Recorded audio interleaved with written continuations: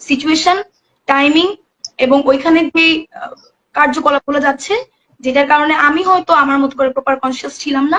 Hello everyone, কেমন আছেন সবাই? চলে আসলাম আপনাদের মাঝে আবার নতুন একটি ভিডিও নিয়ে। আজকে যে বিষয়টা সম্পর্কে কথা বলবো সেটা হচ্ছে বাংলার বাঘিনীকে। তো সেই মেয়েকে নিয়ে অবশ্যই আর কোনো কিছু বলার প্রয়োজন নেই, আপনারা সবাই চিনে ফেলেছেন যখনই বলেছি বাংলার বাঘিনী। তো তার যে লিঙ্কটা ভাইরাল হয়েছিল, সেই ভাইরাল লিঙ্ক সম্পর্কে তিনি নিজে লাইভে এসে মুখ খুললেন। সেই ভিডিও সম্পর্কে যেই ভিডিওটা সোশ্যাল মিডিয়ায় আপনারা সবাই দেখেছেন। তো আমরা কথা না বাড়িয়ে সরাসরি চলে যাবো স্ক্রিনে, বাকিটা থাকছে সম্পূর্ণ ভিডিও জুড়ে। যে মানুষগুলো কমেন্ট করছে 16 তারিখে যখন দেশে এরকম যুদ্ধ, যখন একটা মানুষের সামনে এসে কথা বলতে পারে না, যখন পুলিশের গুলি নিচে আমি একমাত্র কথা বলতেছিলাম, এবং তখন আমাকে সবাই কুইন কুইন বলছিল, এখন তারাই আমাকে স্ল্যাট শেমিং করছে। এটা নিয়ে আমার কোনো প্রবলেম নেই, সবটা আপনাদের উপর। আমাকে কুইন বলাটাও আপনাদের উপর ছিল, আমাকে স্ল্যাট শেমিং করাটাও আপনাদেরই উপর।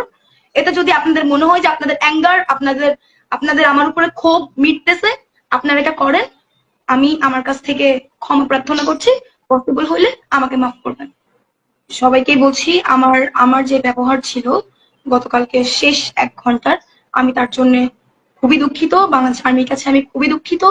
এরকম ব্যবহার বা এরকম ব্যাপার আমার কোনোভাবেই করা উচিত হয়নি, কিন্তু সিচুয়েশন, টাইমিং এবং ওইখানে যে কার্যকলাপগুলো যাচ্ছে, যেটার কারণে আমি হয়তো আমার মতো করে প্রপার কনসিয়াস ছিলাম না। আমার নিজেরও একটা ভেতরকার অ্যাঙ্গার ছিল, আমার মনে হয় ওখানে প্রত্যেকটা মেয়েরই ছিল।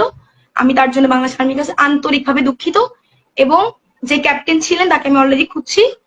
আমি আপনাদেরকে এইটুকু বলতে পারি যে আমি তাকে পেলে বা আমি তাকে পেয়ে তার কাছে ক্ষমা চেয়ে আসবো।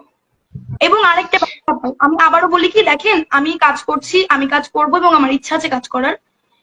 আমার কি পোশাক, আমার মনে হয় আপনারা যদি আমাকে দেখেন, আমার কি পোশাক, আমার কি লাইফস্টাইল, এটা না দেখে আপনারা প্লিজ আমার কাজগুলোকে একটু দেখবেন বা চেষ্টা করবেন আমার কাজগুলোকে নিয়ে আমাকে ক্রিটিসাইজ করার। কারণ এটা হলে এটা আমার জন্য ভালো, আপনারা সবাই মিলে যখন আমার কাজকে নিয়ে আলোচনা। তো গাইস, আপনারা সম্পূর্ণ ভিডিওটি দেখলেন এবং এই ভিডিও সম্পর্কে আপনাদের মূল্যবান মতামত অবশ্যই জানাতে ভুলবেন না। আপনাদের মূল্যবান মতামত কমেন্ট বক্সে জানিয়ে যাবেন। দেখা হবে আপনাদের সাথে অন্য কোনো ভিডিওতে।